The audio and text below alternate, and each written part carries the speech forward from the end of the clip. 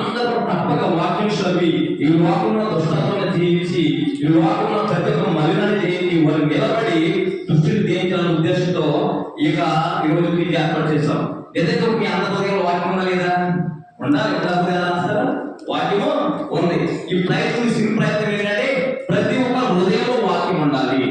ఆ వాక్యాన్ని నెంబరేసుకోవాలి. ఈ 4 రోజులు కూడా ఎంతో నెంబరేసుకుని హృదయంలో నిద్రపోయినప్పుడు, కూర్చున్నప్పుడు, నుంచినప్పుడు, వచ్చినప్పుడు, ఇప్పుడు కూర్చున్నప్పుడు కూడా ఏ క్వశ్చన్ వస్తుంది, ఈ క్వశ్చన్స్ ఇటువంటి ఆన్సర్ చేయాలి.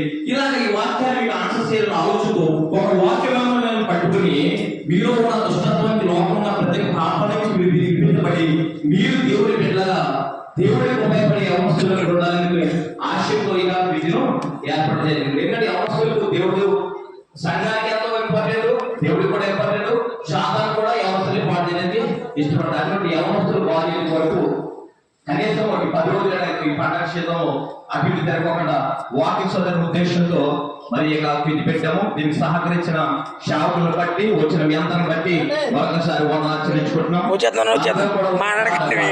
దేవుడి మహిమ చేసి మీకు బయట అందరం నిలబడము.